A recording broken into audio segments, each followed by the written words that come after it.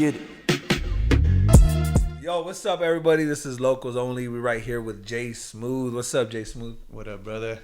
Man, fresh off a freestyle session, man. Another finals for you. Yeah.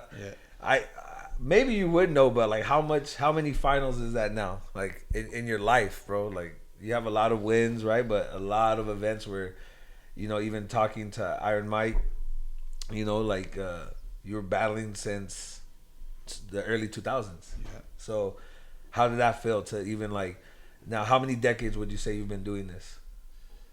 You started as a team. At least two. At least two. Yeah. Coming on two. Battling for two, dancing for longer, but battling for since I got out of high school around 2002.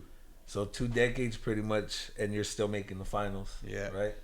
It was good, man. I had the itch. It's been a year, so it was like there was something boiling inside. Mm-hmm. I was watching some videos of somebody battling, and just like, all right, I think it's time to come back again. That's what's up. And you know, on the world stage like that, you know, at a jam like Freestyle Session, such a legendary jam in hip hop, but here in Los Angeles, to go against Hoan, who, you know, some consider one of the best right now in the world, like, and he's a way different generation than you. How do you feel you did? You know, what were some of the things leading up to the event that, because you've been living in Thailand, Yeah, right? You've been living I was in living Thailand there last year. yeah. And then, you know, you being fresh back. So like, what was, you know, lead us up to the event. Like, what are some of the things that you were doing to prepare? Maybe even some of the things you were battling to even get to the event, like maybe injuries or even confidence wise, right? Because we all deal with that sometimes, where like we second guess ourselves, like especially someone like you, like where you've done it so long, like you don't have to still battle. Yeah. You know what I'm saying? So yeah. It's purely like pretty much the reason why I'm doing it again is like it's just because I want to show people that I'm still here, because I still believe in myself. I still believe that I have something to show, not something to prove, but something to show that's different. And you know, I've always been like that. I've always like really kind of followed my own ideas, but I always like respected the history, respected, you know, the foundation of the dance, but I've also like had one foot in that and also one foot in just my own imagination. Innovating Innovating the dance. And I'm always thinking about shit. I'm always thinking about things, and I'm always creating things off the scene. Like, I mean, outside of the competition, or, you know, just in practice. So, you know, I just really wanted to showcase kind of who I am right now, because I haven't had a chance to do that.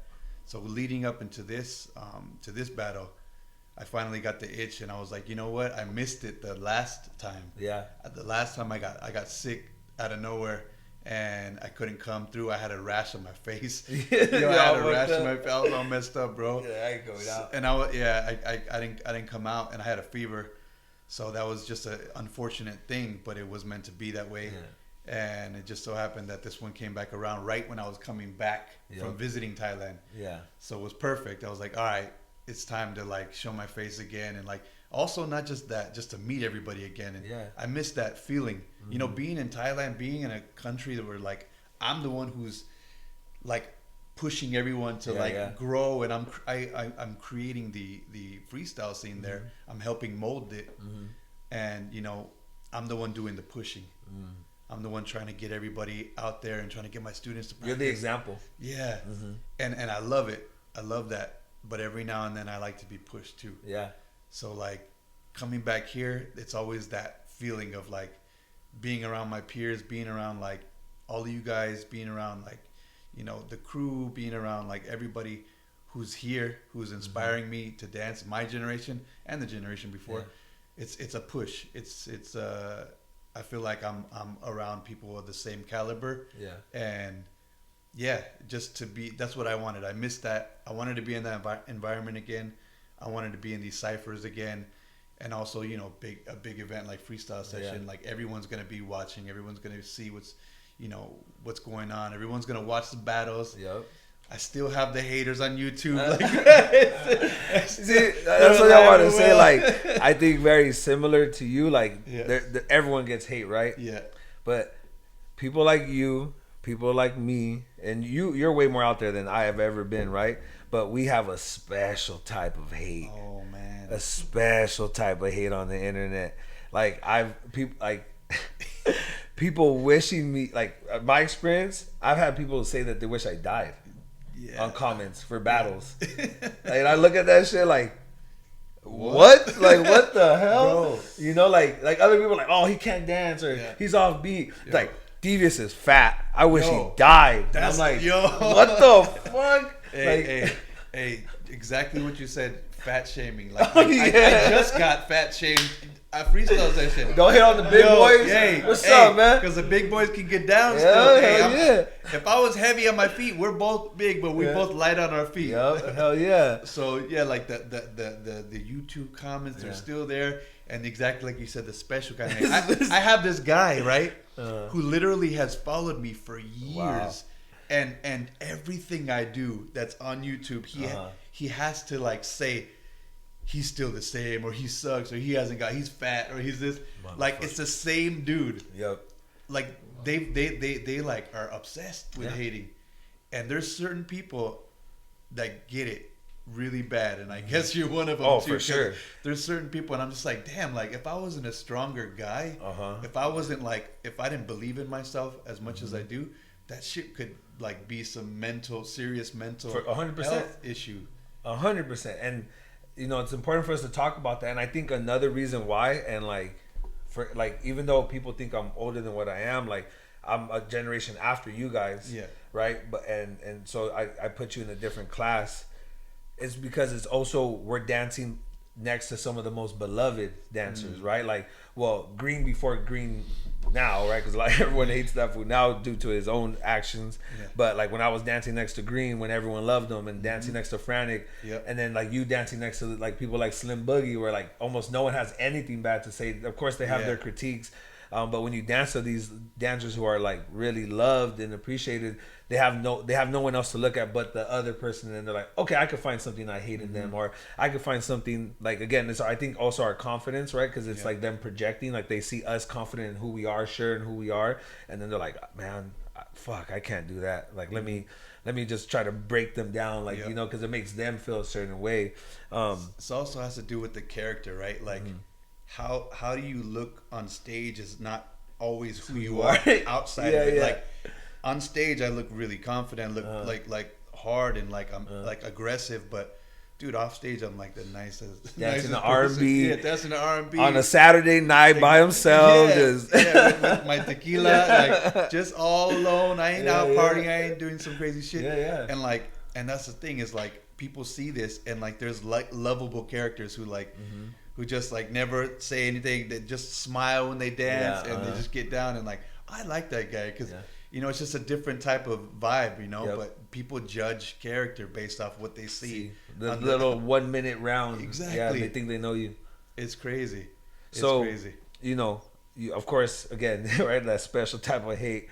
But outside of that, like I seen a lot of love. I seen. A lot more love than usual from after an event that you've participated in, right? And again, like I know you do it for yourself, but I know that now you're at a stage in your life where you're taking this teacher role a lot more seriously. You have a lot of students worldwide. You have a lot of years under your belt. Like, how did that feel? Like to know that you might have not walked away with the win, right, with the money or the ring, but I think you walked away with. Like you became like the anti-hero in a way. Like now it's like you were the bad guy always, and now people like they love you. You know what's crazy is like I kind of like it's a weird feeling. It feels like I went full circle in a different way.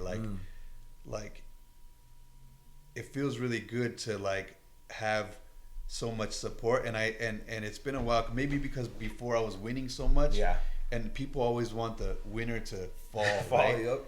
Like I had that point in the beginning of my career of winning battles is like where everyone's pushing you up, like cheering on the hometown hero or whatever, and I had that, and then it went away after I already made a name and I was winning and stuff. But this time again, I felt it again, and it was surreal. It was a different feeling because I'm not used to that, and I felt like the whole event was such a great experience, and not just because of having that love and that I'm not used to. Yeah. But it was also because I feel like I said what I needed to say, especially in the previous rounds before that, that led up to it. I felt like there was something that was lit. There was a fire that was lit. That was dim. It was dimming. Yeah, right? it was. It might have been dimming. Yeah, it might have been dimming because I haven't put myself out there.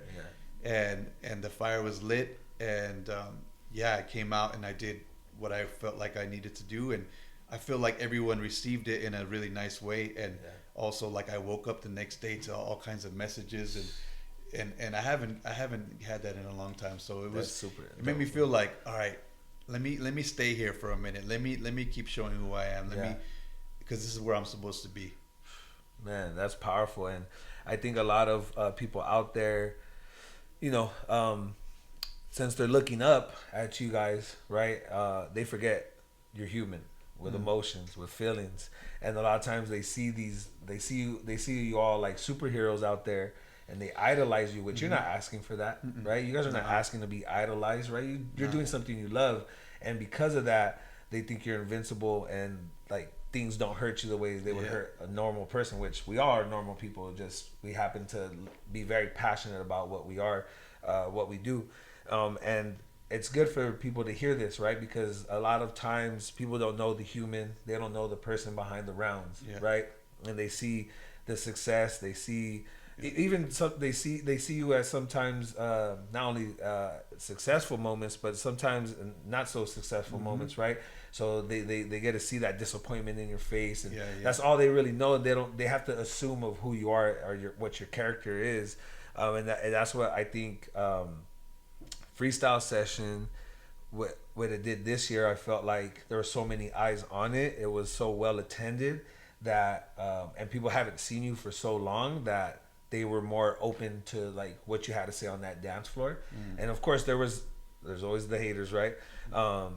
But again, like I've been to a lot of events you've danced at, right? And I always see since I'm hosting, right, I have this habit of like, I'm looking at all the crowd, like I'm like, I always tell this to the team, like I wish I had the hater cam, like a little GoPro on me, because it's funny what people do. Like you know, people be doing rounds, and then they're over here talking shit. You can see it, and then when like let's say if you turn around and then you're they're in your eyesight, they're like, ooh, and then you turn back around and they're like, fucking sucks. And I see this all the time, and that's why like I always have like before COVID I have 6 feet distance from people, because I see it all the time, and I can't stand that fake energy. But this time I seen that like so much more people were rooting for you at the jam, and I was like, oh shit. I was like, okay, look at this. Like even people who normally I would see not be that way, but I was like, oh, that's really dope, because me and you talked leading up to it, and I know you weren't going to just win. You were there to really make a statement for like who you are, what you represent, and you know everyone that you're now you know teaching and stuff. So leading I seen that you had a not costume change, but you had an outfit change from day 1 to day 2. What was the importance of that for you, like to dress the way you did? Yo, so I haven't dressed up for years. I haven't dressed up since Just Debut, since 2007. You gotta bring the blazer back out. So like I was like, you know what, like, because I'm thinking that this might be my last full year of entering battles, and then going really, you know, deeper into the teaching. But you know, I wanted to make a statement, and I also wanted to feel good in a different way. So I'm like, let me go buy a zoot suit real quick. Let me see how this feels. And it was dope. It's just something different, you know.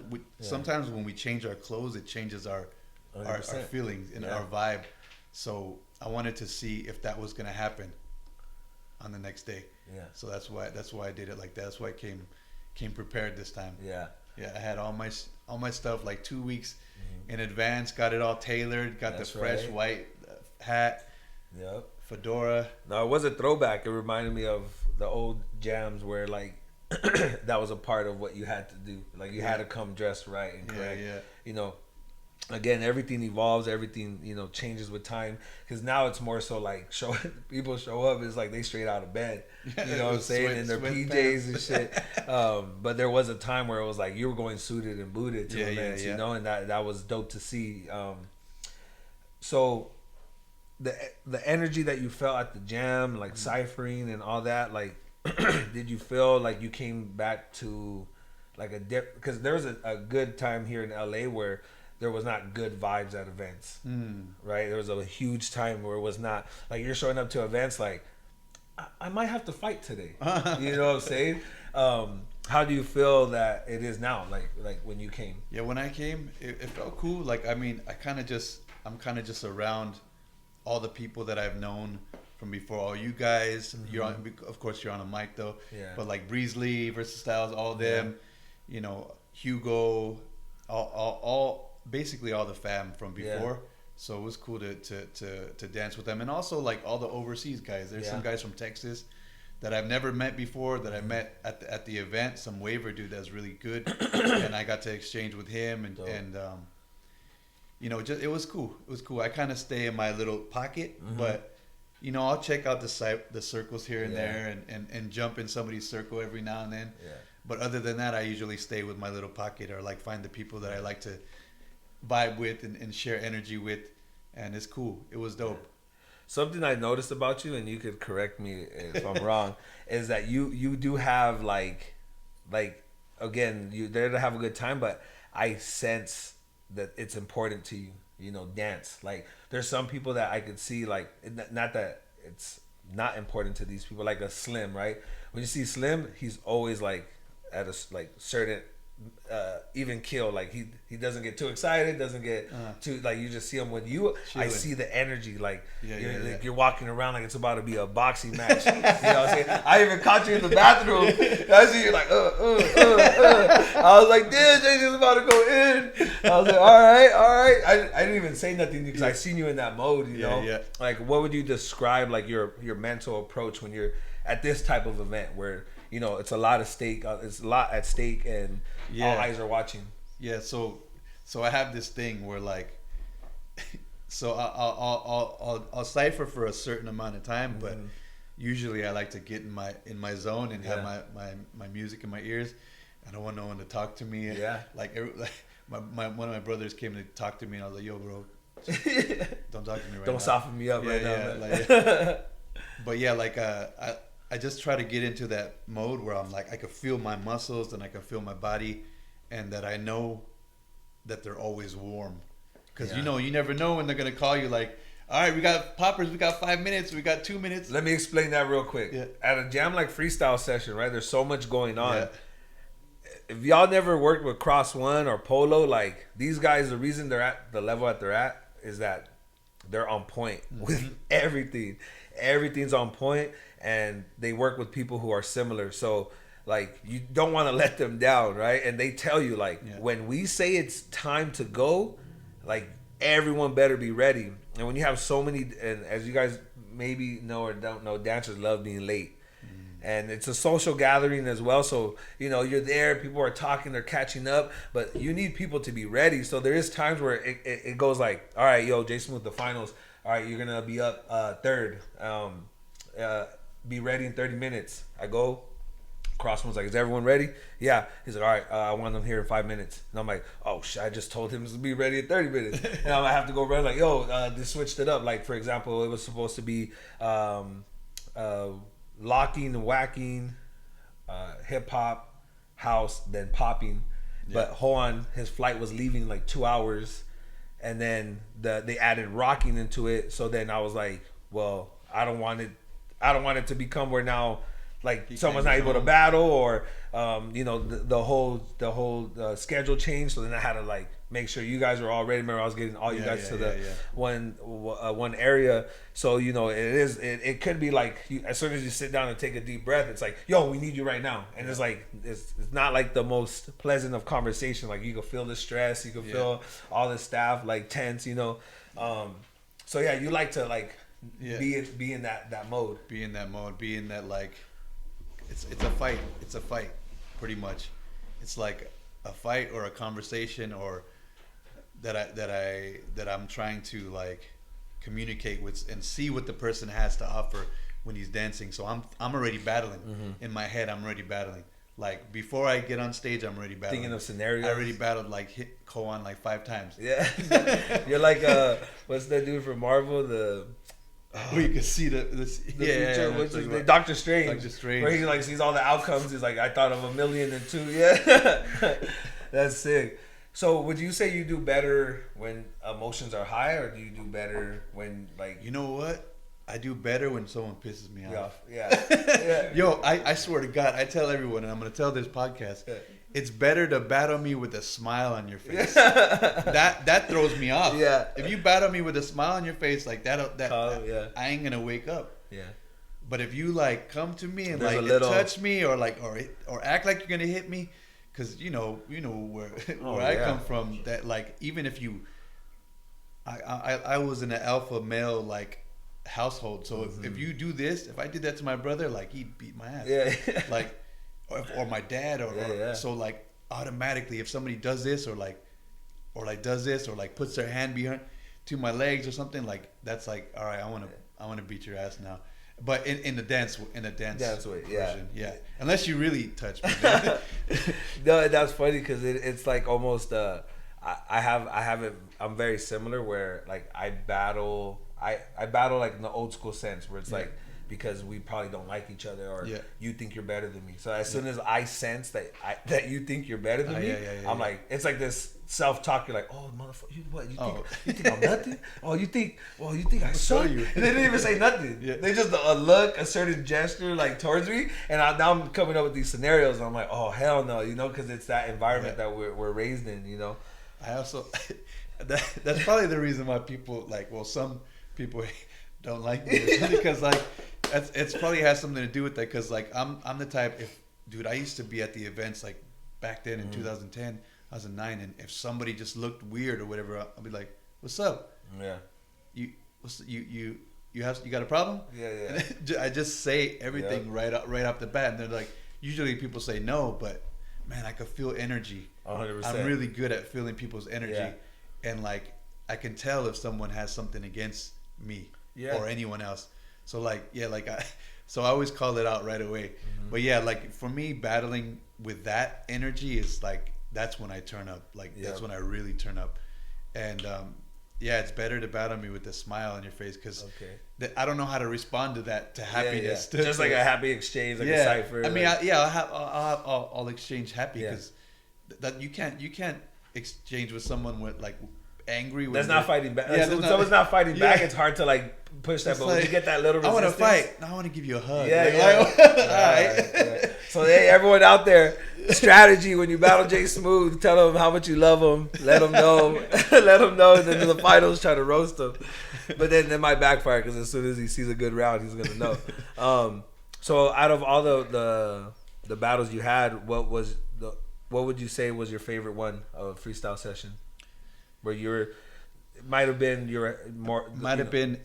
was probably the first battle and the second. No, the first and the second. Okay. Top 16, top 8. Top 16, top 8. The first one because that's the homie, and it was more like we speak a similar language. He tuts and waves. And that was Funny Bones Nebula. Yes, that was a good ass battle. That was like he came off like he got busy. Trying to take you out. He was trying to take me out, and he got busy. But like because I feel like I look at the dance like this. Like if somebody's similar to me, I know I'm pretty honest with myself, but I also know like what they're lacking or what I can pick apart. I'm always paying attention. I look at it like a video game. Like you got stats, right? You got your level, your power level is 10, your technique level is 8, your wave level is 10. Like all these stats. I look at it like that, and when I saw him dancing, he was killing. He was going off, and he also had the crowd. So I wanted to steal the crowd back by picking apart the things that I can top. Yeah, and then showing like a matured version of that style. Yeah. That's a very good breakdown of it because that was one of the moments where I was like, when he went off, it was like, and he's dope. Nebula's dope. when he went off, I was like, oh yeah, people want to see Jay Smooth lose. And then when you got off and I seen the reaction, of course it's your level and what you could do. And I was like, oh shit.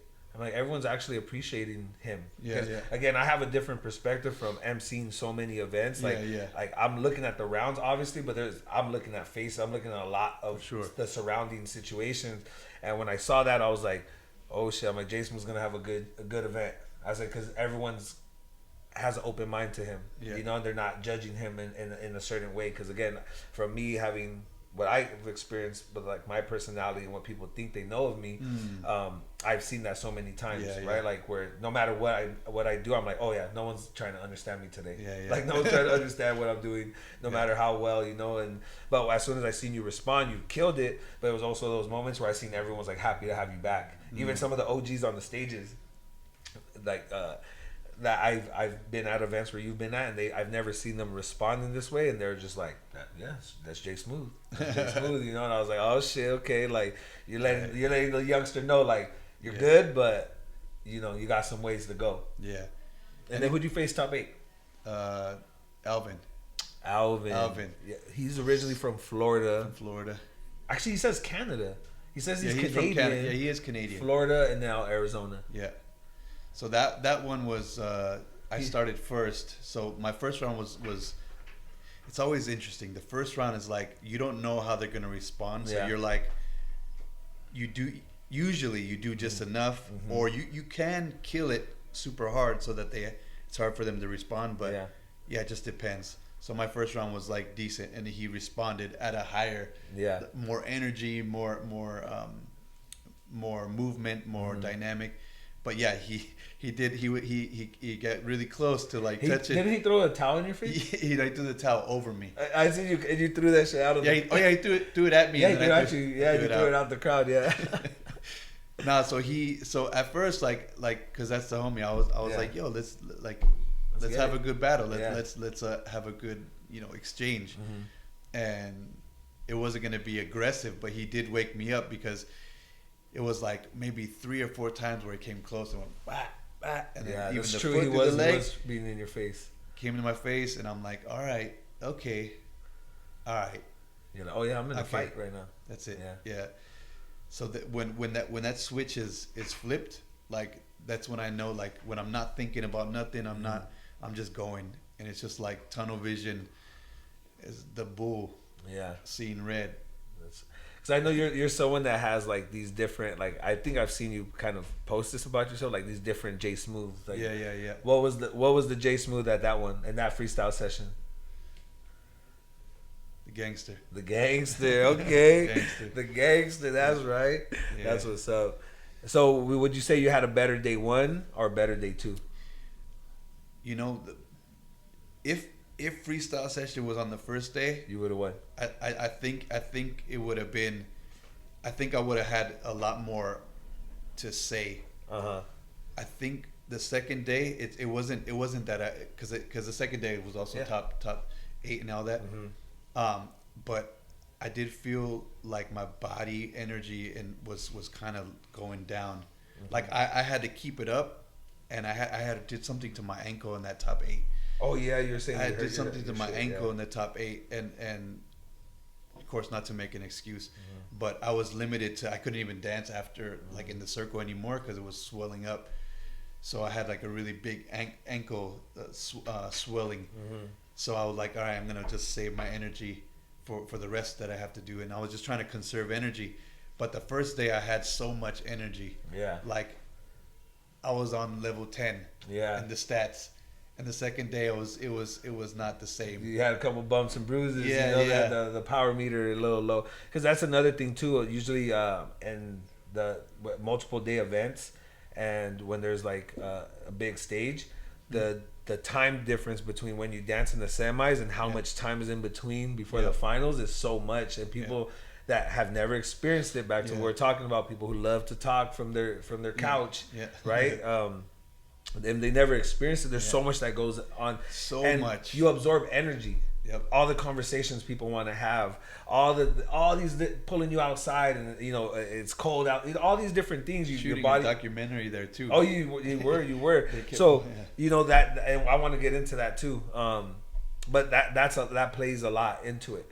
That people don't realize. Like I think the semis ended probably around like 3 or 4, and then the finals I think we're at 9. Yeah. So that's 5 hours that either you're dancing that whole time, getting tired, or you're on the side getting cold. Yeah. You know what I'm saying? And like your adrenaline's dropping, and a lot of people don't understand, like there's so much that goes into like just battling. And you like, oh, you were really dope last time, but this time you like. That's why like I give props to anybody who even makes it past the prelim or past like top 8, top 16, whatever. Because it's like you might think you're really dope, but once you get on that stage or once you get in the battle, unless you got this massive amount of confidence that you can just like tune everything out. I've never met anybody though. Yeah. Still, like even my favorite dancers get nervous, and hell yeah. You get on the stage and you're dancing like, let's say stats. If you're dancing in the circle or with your friends at home or in a cypher at 80% of your best, you're like on stage maybe 10, 15, 20%. Like you have to practice extra hard and be like 2 times better than yourself to be just half of yourself on stage. 100%. And I think another thing that plays in the factor that is that when you're in the cypher or like outside of the stage, there's no time limits, right? So you kind of get to be in this pocket, in this zone where you're not stressed about that. Yeah. And then when the battle comes, especially those who reach the high level, battling someone else of equal caliber, if not even better sometimes, you're like, how much can I put in like a minute? Because most rounds are a minute, right? And then like that changes your approach, right? That changes a lot of what's going on. And then again, like there's all the other outside factors. Like for the hip hop battle for Freestyle Session, the first round in the finals, the speakers blew out. I don't know if you remember that the speakers blew out. So the first round for Kosi versus Denzel, you couldn't hear nothing. Yeah. And up there to the DJs, they have their own monitors, so they're thinking it's smacking. They're like, oh shit. And then down where we're at, everyone's like, hey, start over. And then the 2 dancers were like, no, like let's not start over. Let's just keep going. It was like all that going on. So that does happen sometimes, right? And people look at it and they could judge the round, but oh, that wasn't the best. But it's like you don't know all those other things. All the things that happened. Yeah. So when you seen that, you won. Did you assume that Juan was gonna be in the finals? Yeah. Yeah.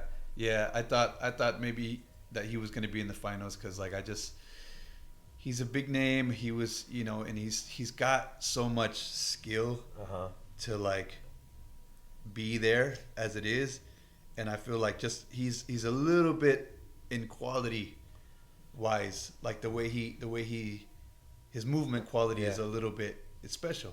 I mean, he's where he is because of his quality. He is very unique, and like in terms of, there's always 2 or 3 in a generation that have this like special awareness of movement that you're like, okay, that's not just technique, it's not just musicality. Like he's a performer too. Exactly. I was gonna say he's a confident ass motherfucker. Like I've met him as a judge at events, like when me and Frantic did WDC, and I've seen him in a couple of other places, but never where he was battling. And I got to see a different side of him, and I was like, okay, you this shit. All right, he walks around and it's not like he's overly cocky or treating people bad.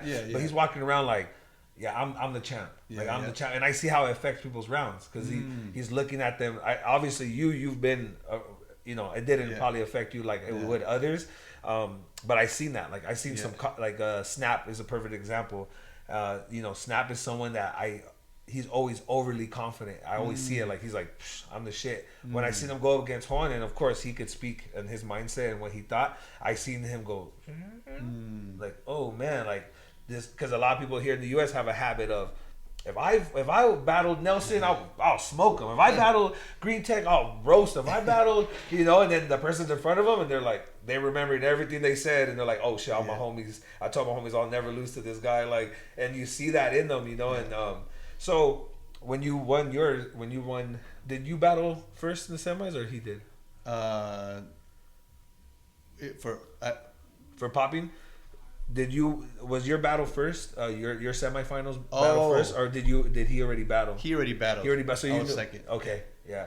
So when you won, you're like, all right. Yeah. I knew it was gonna go down for sure. Yeah, and going into the final, I didn't feel like worried or scared, or because I've seen a lot of his dance. Did you ever battle him before? Yeah. Okay. Yeah, we went in the final in Korea. Okay. Yeah. So now he was in your turf. Your yeah. That one he won clearly. Yeah. I gassed in the last round. I admit that one. That was it wasn't as close as this one. Yeah. But yeah, like when going into it, I was like, I felt confident. I felt good. I was ready. I was just trying to conserve that energy. Yeah. Who do you think won? The battle? Yeah. Me and Juan? Yeah. Me. Yeah. Why? I felt like I gave different versions of myself on stage. Yeah.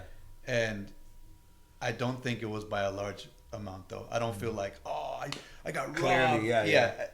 Because even before going there, saying that if I'm gonna battle him the day before, if I said like, okay, I think he's gonna be in the final. If I have to win, it can't be like just like maybe, or I think, or it has to be like no questions times two. Yeah. So for me, even if I thought I just did enough, it wasn't enough to my standard. Got you. And the reason why I felt like I won is because I switched it up, and the last round, I wanted to take it back, and I don't know if it translated well to the audience, because I wanted to take it back to the Cypher battle. Me and you. I looked at him the whole time, and I wanted to show him that he's dope, but he can't do what I'm doing. And that's why I did all my original stuff and a bunch of like, it was still on the music, but I wasn't mobile. I wasn't moving around. I wasn't showing a lot of energy. I was trying to have a conversation with just him and me. So I was just looking at him like, watch this shit. Yeah. I did a bunch of stuff. I did a reverse wave. I did a wave in the sky. I reversed that, and there was this strategy behind it. I wanted to show, okay, I've shown the power, I've shown the charisma.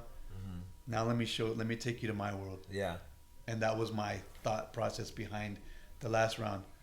But yeah, like in a big stage like that, it's hard. It's hard, and also the energy. It's like, because I'm not given all that energy, so like, and I'm focused on just him, and not everyone can see everything that I'm doing. So maybe I felt like the energy could have swayed maybe the judges or whatever, or they couldn't see everything I was doing. But at that moment, I wanted to take it back to the old school. Yeah. I wanted him to know what I was doing.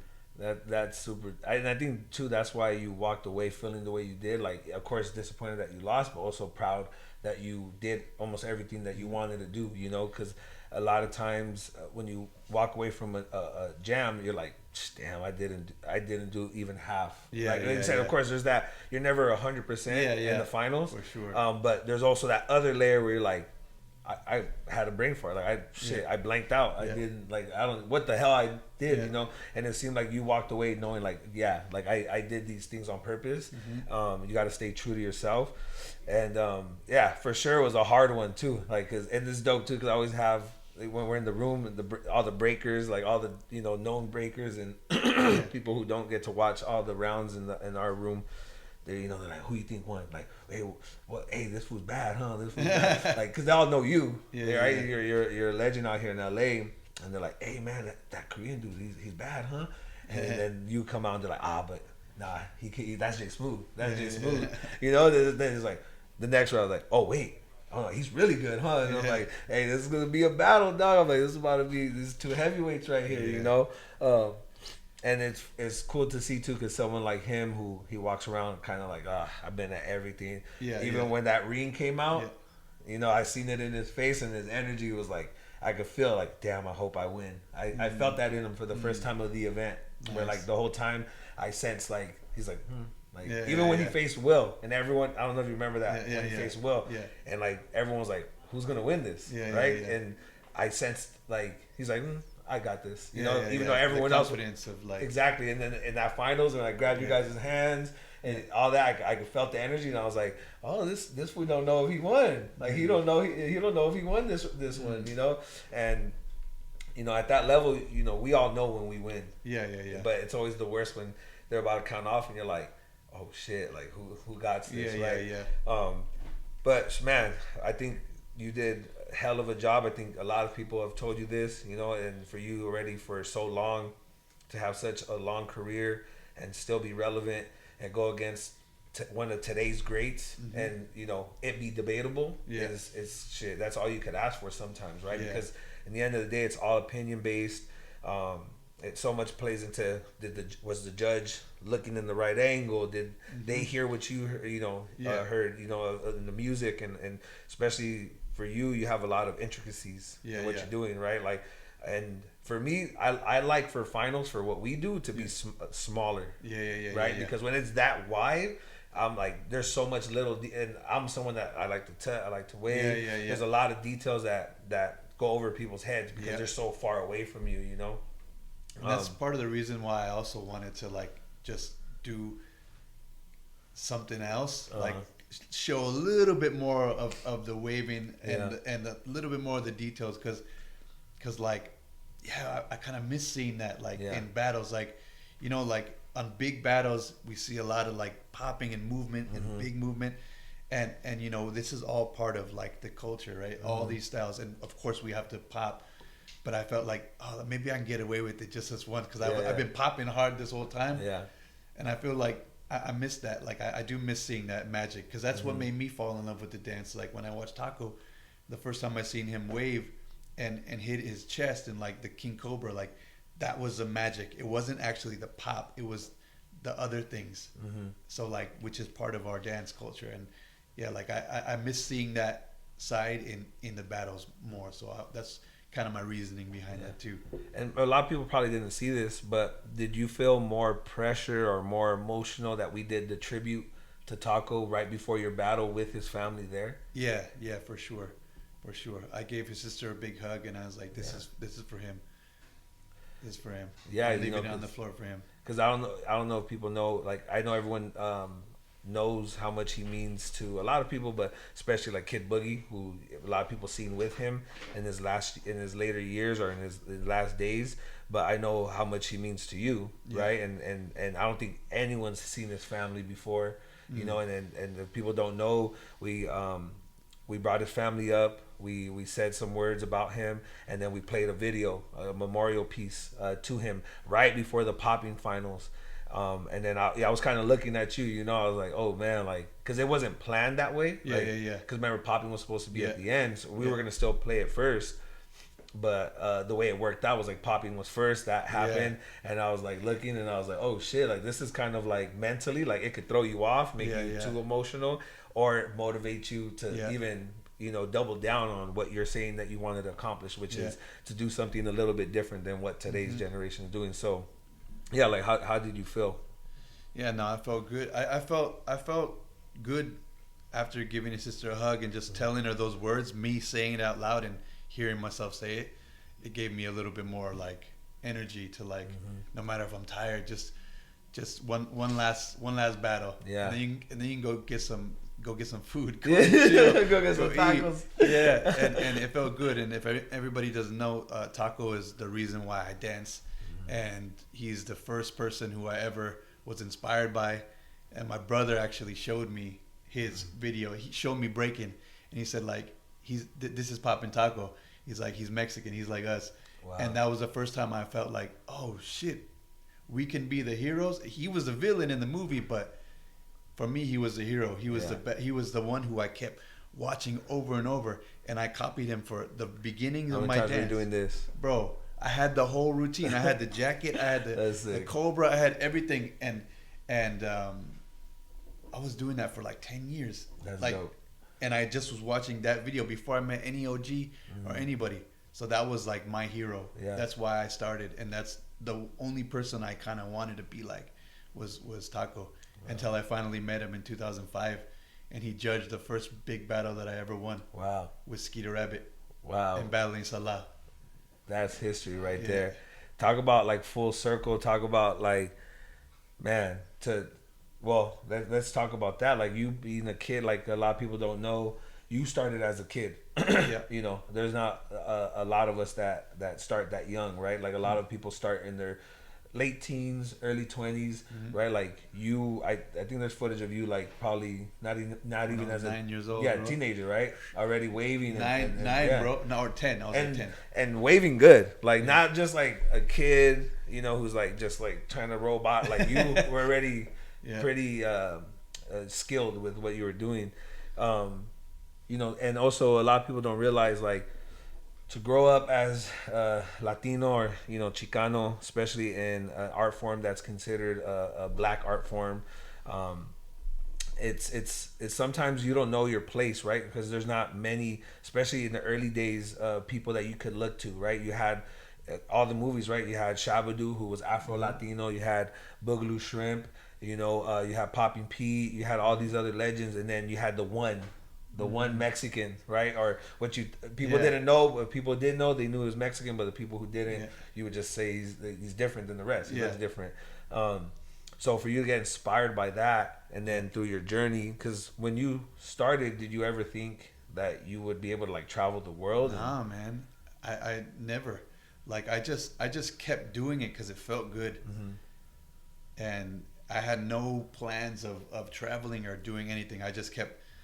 It felt good to get better. Yeah. It felt good to have a new move. And back then, back in the 90s and early 2000s, like it wasn't about like how good is your dance style of popping, or like I didn't even know what the fuck popping was. Yeah, I was still doing this.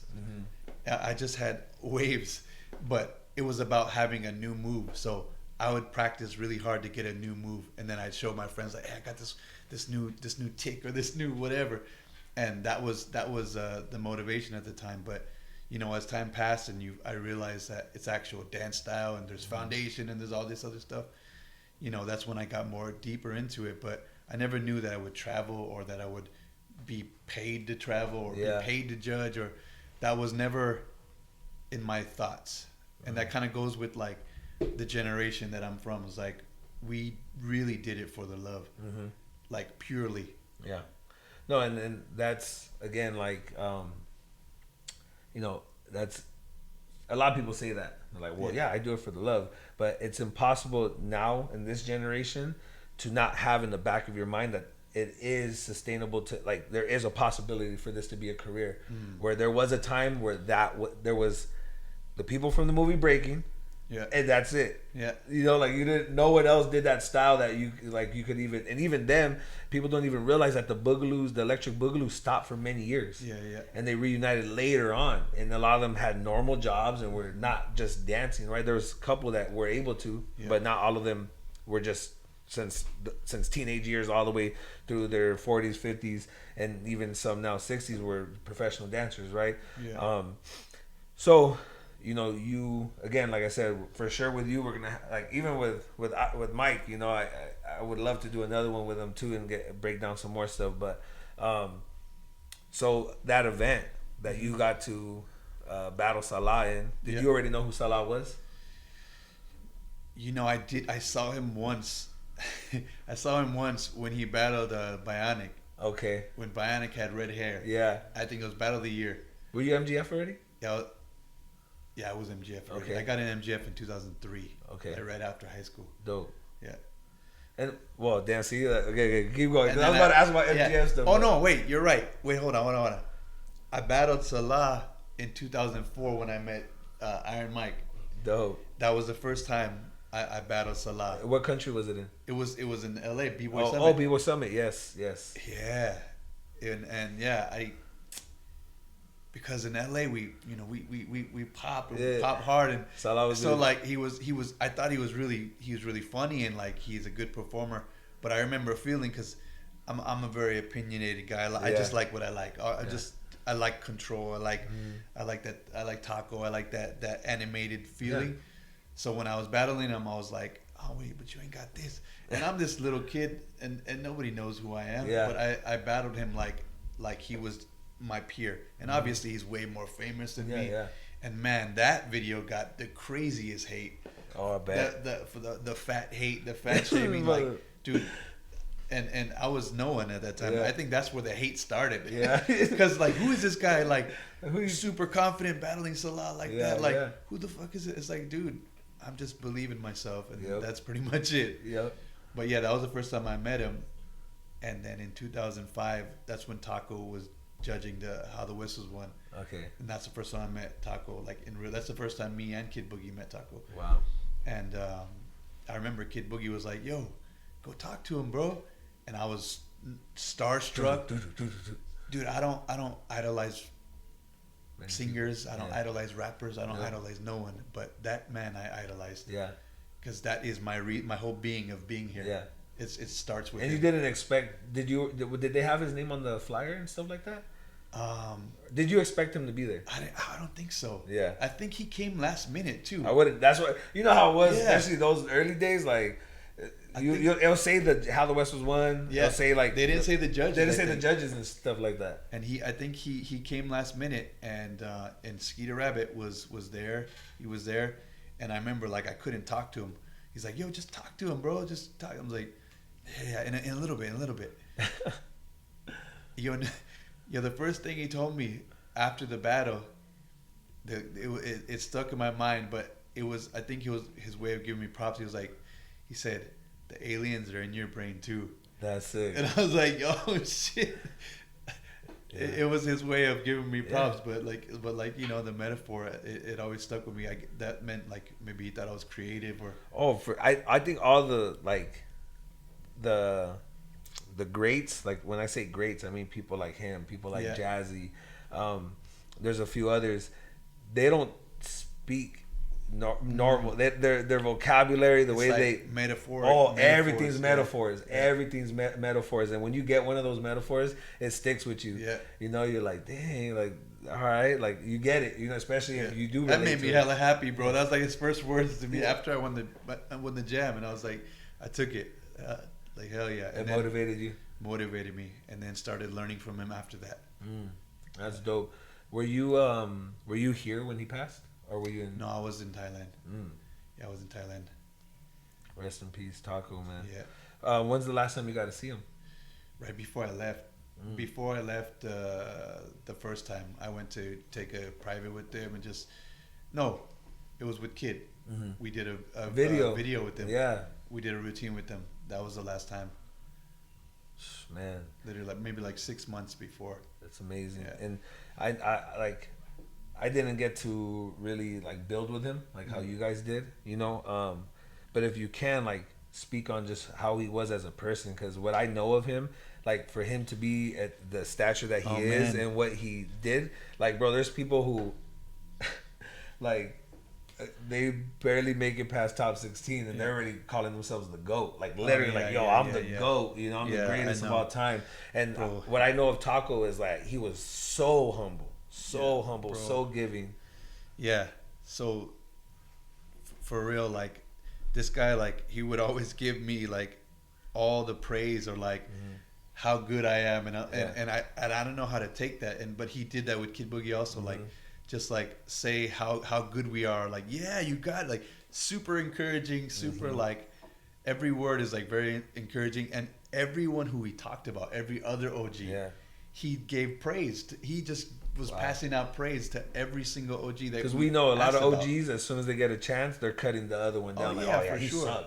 For sure. He most definitely was the humble giant. Really the greatest. Yeah. But for sure, Mount Rushmore. People always throw that around a Mount Rushmore. Like there's one Mount Rushmore. There's one. He's definitely on it. There's not multiple ones. He's on it. Facts. I remember, dude. I used to even get into arguments with other OGs for Taco, who was talking about on Mr. Wiggles.biz. Wow. I would go to bat. Throw it back. Y'all don't know about Mr. No MySpace, no Facebook groups, bboy.com, MrWiggles.biz, West Coast Poppin'. That came later. That came later. But people was willing to go to war over some of those forums. Yeah. But you would always be sticking up for him. Yeah. There was a few people that were hating on him, on his waves, and I was always there to be like, nope, you haven't seen what I seen. That's what's up. And being with him in person, it's a different type of control. Like I've seen a man, and I'm pretty. I consider myself a really honest person, and I've seen a lot of dancers. There's a certain way that he can control and manipulate his body that I've never seen or even saw come close to that. Yeah. It's just the weirdest thing, like his hip muscle or something. Like he can lift the hip and like in a vibration, like, brrr, like, and I can see it every layer. Brrr, Yeah. and the neck, brrr, just like every part of his body, he can manipulate and control the smallest like details that I've never seen before. That I've never seen any OG do before. That's super. And you know, I don't know if a lot of people know this, but you know, Jay Smooth alongside like someone like Frantic, and I've been blessed to be able to do this. Like we've been able to do a lot of stuff in the industry as well, and not only around like high level movers in the street dance world, but like the world's best like in what they do, whether it's contemporary, ballet, all this, right? Like you see that masters of movement, regardless of what they do, there's like you said, there's something that you see that you're like, oh shit, that's not like what a normal human could do. And it's incredible that like you have that experience of seeing so many different types of art forms at the highest level, and you still think that, you know, and say that about Taco. Yeah, it's still the highest that I've ever seen, and he's just a very like gifted. He's not he's not of this earth. Yeah. when he dances, like, and the thing is, like, I didn't see that level of animation in videos before, but in person it's a whole different story. Way different. So I'm really glad that I got to see that. Yeah. Do you have any like stories of you and him, or anything that you've probably not really shared before that you want to share? That I really wanted to, one of my dreams that I got to make happen is I just wanted to wave with him. I wanted to pass the wave with him, like just do a wave and then pass it to him, and we got that on video. I posted it up on Instagram before, so that was cool. That's amazing, was a good man. story. And I'm glad you got to do that and experience that, because a lot of people started having access to him in his later years, but it's always like for me, I'm very protective of our OGs and legends, you know, and when someone who truly appreciates, understands, and loves like the way you loved him and what he did for your life, I love to see that. You got to have that interaction, and you got to, you know, do that, because a lot of times that doesn't get to happen with people who really appreciate and like don't want to bug them, you know, because there's, of course, I know everyone's excited, they want to learn, but sometimes people don't understand that like they're human. Yeah, people are going through like, oh, how come he didn't teach all the time? It's like, bro, like, you know, it's, but he has a life. He has all these other things going on. Not only him, but a lot of our legends and a lot of the people who innovated what we do. Like, there's so much that they had to go through, or just how life, the cards that they were dealt, that it didn't pan out that way, and to constantly kind of try to make them rehash why that is the reason, and to just simplify it as like oh my god, when people are like people that I know don't know, and they're telling stories like, oh, I heard he doesn't travel because of this, I heard, and it's like, bro, what are you talking about? Like, do you know what kind of harm that does to their family, that reads that to someone who loves them, where you're like telling this rumor, and then now it's spreading, and it's like now people in these other countries like, oh, is it true that this person's this? And I'm like, where did you hear that? I saw it on the comment. I'm like, oh my god, like, are you serious? You know? Facts. So it's lame. Yeah, it is lame. You know, rest in peace to him and all the other legends. You know, so it's safe to say he was your favorite Electric Boogaloo. Yeah, for sure. Yeah. Who was your second? Pete Wiggles. Man, I love them all. Okay. So what you say first, so you don't hurt no feelings. I didn't understand Pete's dance until way later. Okay. So I didn't understand it until like way later in my dance, like years later, when I finally met him. And then he was like, oh damn, I saw the light. Like, all right, this guy's on a whole nother page with freedom and just popping freedom. Okay, so who's your favorite waver OG though? Now? Just someone that, well, outside of Taco, right? Because Taco kind of embodies all of that. But outside of the Electric Boogaloos, I'm gonna go down through a couple styles, right? So waving, which OG do you look at and you're like, it's inspiration for you? Hugo. to me, that's another person that a lot of people don't realize how much he did in the street dance and in the industry. Like he was a part of a lot of big things. Michael Jackson, Lionel Richie, all those. People don't also realize how complex his waving style is. Yeah. And being a wave specialist and a person who's like spent so much time on this style, I see all these things that like are going over people's heads, and I'm just like, oh shit, this motherfucker's crazy. He's got so many misdirectional things that are happening all at once. You know how hard that is? Yeah. To wave clean. Imagine like multi-dimensional waves of like from your hand while you're doing this with your hand, your hip is waving at the same time. Yeah. Some people can't even do this. Yeah. that's what trips me out about Hugo. Yeah. When it comes to waving. Yeah, no, and I also because for me, like, remember there was the camps. Everyone had the camp. He was a part of the Electric Boogaloo camp, but he always danced different. Like he always kind of danced how we saw ourselves. Oh shit, he's waving. He's like he's popping. So that's super dope. Okay, tutting. OG. Just OG, or I don't know if there's many. Junior. Oh, Junior Boogaloo. Junior. So smooth with it. Yeah. Man, Junior Boogaloo's another Isolation one who master, he's looked 35 for the last 50 years. I know. I'm gonna look older than him. I know. When he's in 10 years or 5 years. That's another person that people, I don't think they realize how long he's been around. Yeah. You know what I'm saying? Like it's the history he got from up north all the way down south. Yeah. But okay, so Hugo, Junior, how about strutting for the up north style? Strutting and all that. Because you're from MGF's is a Bay Area crew, right? Yeah. You know, they got a couple of you from down here, but it was created up there, and I know they're more influenced. Probably, Money B and Pop Tart. Nice. Yeah. That's what's up. Yeah. I gotta give show love to the Chicanos. You know, he be getting down, bro. He be mixing up all kinds of like stuff with it too. That's what I liked. Yeah. Yes. And he also he showed me when I went to his house one time some like floor strutting where he was like he went up top and he broke it down to go on his back, and he was doing it from his back. I was like, damn, that's tight. That's like nowadays tight, not old tight. That was nowadays tight. No, that is the difference. There's some stuff like it's you look at it and you're like, oh, that was cool for back then. Yeah. But Money B is one of those people who's definitely his movement's still relevant. Right. Yeah. Some people the time it passes what what they were able to do. And you're still respected.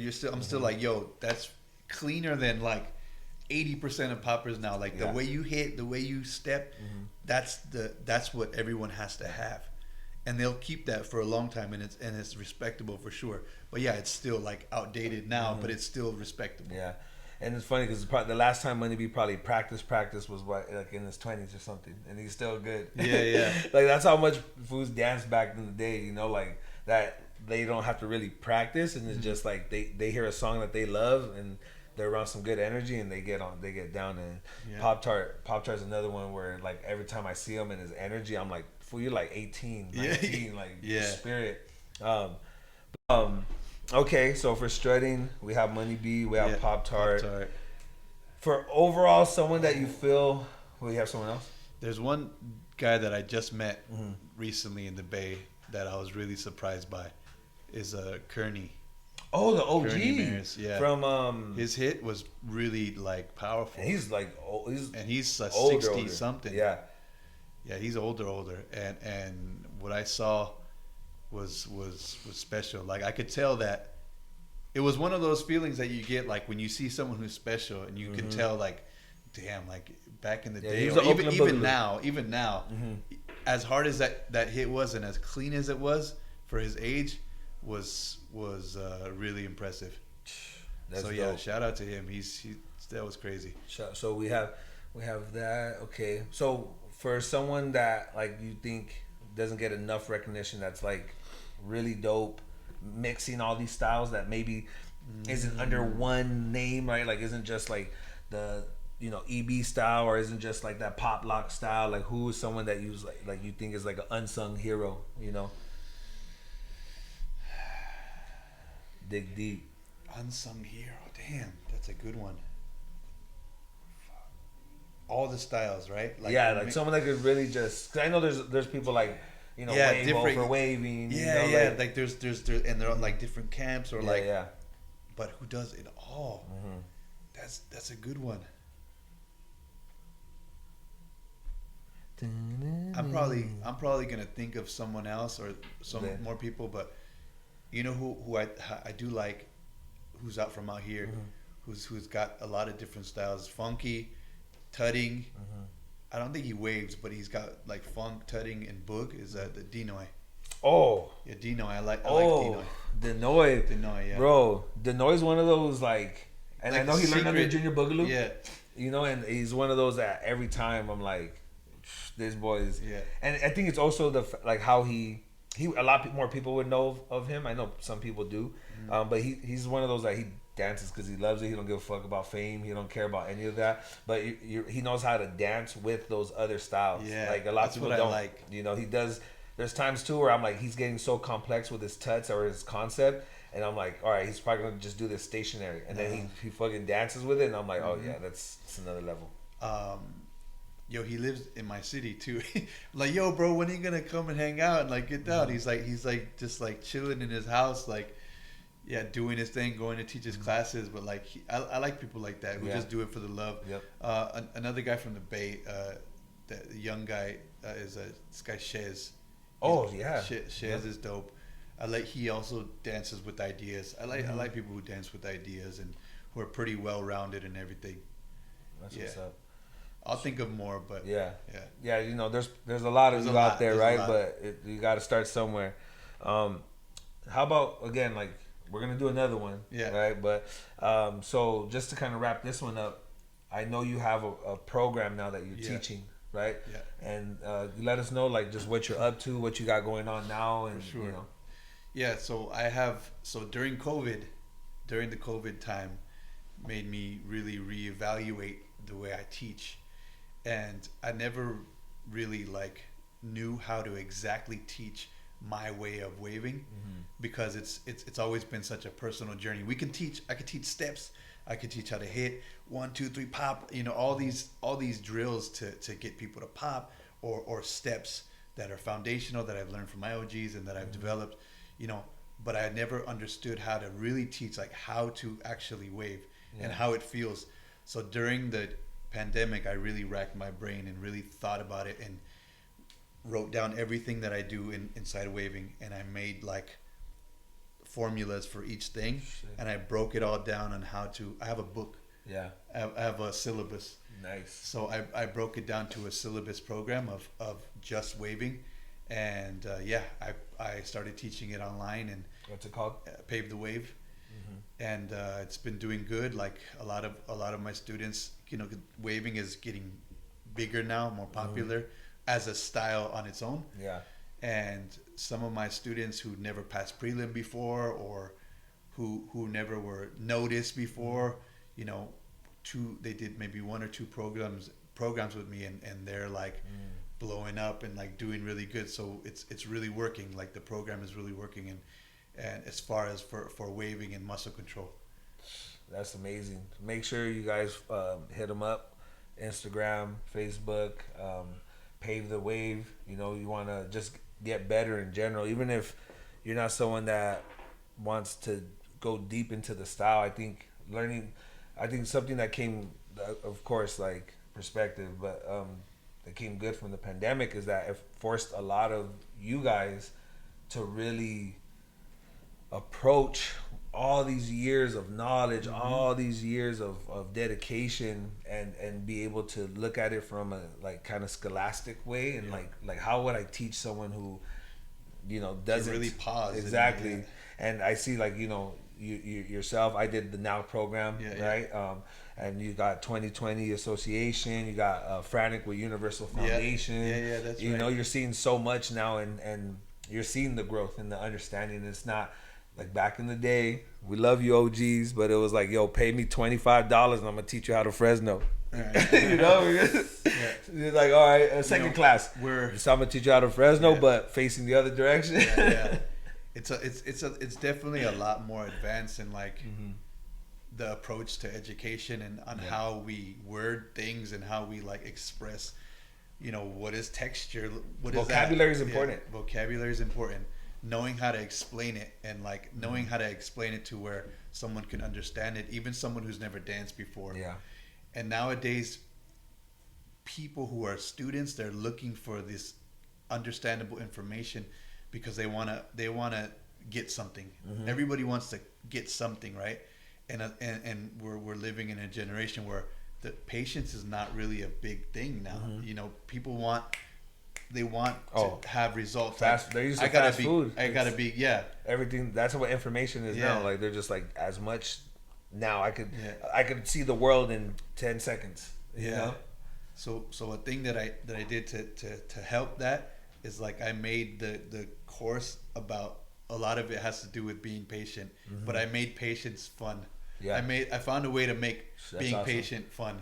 That's so like that was kind of a way to approach it. But yeah, everybody wants this fast food and want results. I want to be dope. I want to be like you. I want to be on a final. I want to be like, yo, everything takes time. 100%. Just like relationships, you got to have a relationship with your body. Yeah. So true. OG Jekyll, man. Jekyll always used to, because again, being around this a long time, you know, and then seeing people like Frantic and just, you know, I had B-Boy Casper, had all these people around me, greats that, you know, really left their mark in what we do. And, you know, when I was younger, I wouldn't understand because, again, like, I looked different. I wasn't as talented as everyone else, and I would get frustrated. And one of the best things he ever taught me was, like, patience. And he's like, it's not your time. When it is your time, it's, you know, it's gonna happen. It's like, well, when's that gonna be? And he's like, I can't tell you. Like, it's when it's meant to be. It's gonna happen. And he would constantly tell me that and my dad would do the same thing when I would get frustrated. Because again, I wasn't around just people who were good. You know, I was around, again, people who B-Boy Casper, Frantic. You know, people who are really pushing the limits of the art form. So like that's what I was comparing myself to. And again, like the different type of hate. I had so many people tell me because I'm fat, or you know, especially when I was younger, right, really chubby. That was a fuel though. Oh, that's a fuel. Oh my God! And what it forced me to is the people around me, and this is why also your group and the type of energy you surround yourself with is so important. They never allowed me to dwell in that. And they were constantly, you know, uplifting me and telling me, you know, the good things about me too. So it leveled me out because, like, my dad, rest in peace, he would like never make an excuse for me.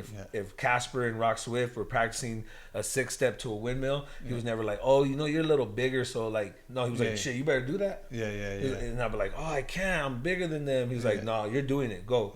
Or, you know, Frantic or whatever, they're getting down, and I'm like, oh, I'm not that good. Like, you know, I'm thinking of all, especially as a kid, it fucks you up more. As an adult, you know, you kind of learn it still fucks you up, but you learn how to, you know, kind of filter it. You know, but as a kid, it would definitely, like, I would have those moments. But then again, that having positive people around you, having a good support system around you, it helps filter all that stuff out. For sure. And man, it's amazing. Believing in yourself, that's the biggest thing. Is like really like believe that you can do it and do everything like with your 100%. Like I always like.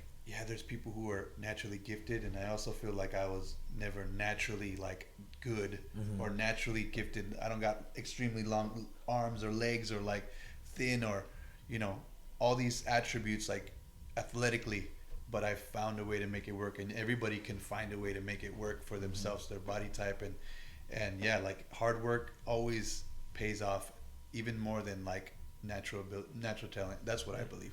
No, and you're 100% correct, and it's amazing. Something that like it's amazing in a bad way to me how many people don't recognize when they say something like, and I know it's not like with bad intentions, but like when you travel and you do these certain things, they go, "You're so lucky." You're so lucky. And then when they tell me that, and I know sometimes people take me the wrong way because I say things like this, and I'm like, man, that it took me. Like, say they told me I had 26 years, they tell me that. I'm like, it took me 26 years and hard work to get this lucky. Exactly. And they're like, and I'm like, it's cool, bro. I'm like, just know that, like, it wasn't luck. Like, you know. It's definitely not luck. Yeah, like, if you, and I say that so they understand that they could achieve it. And it's even harder. It's even harder because there's such a small window of opportunity. You have to really love this thing so much.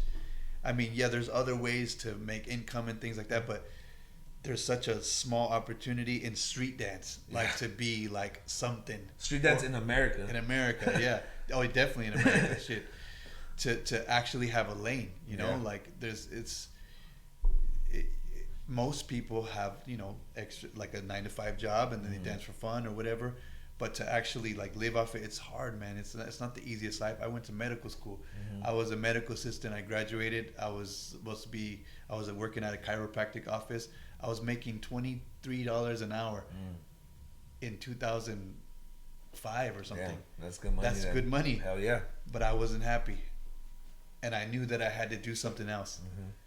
And I just followed it. I followed my heart, even broke, even no one understanding why.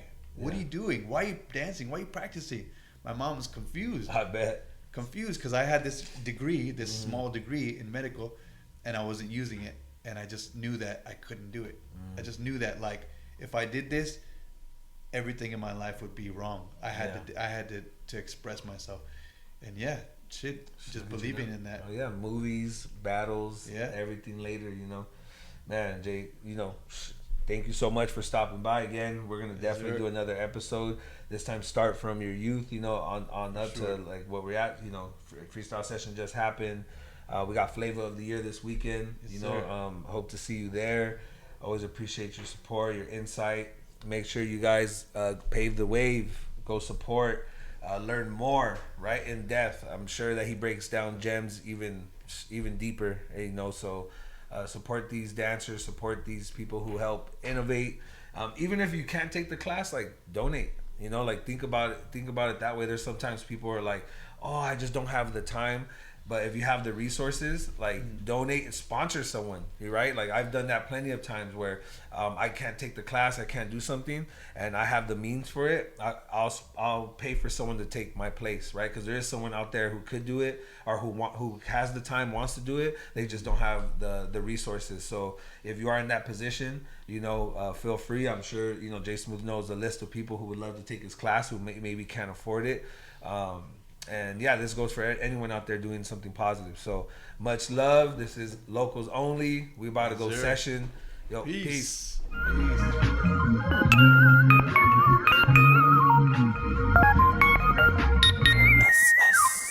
Let's get it.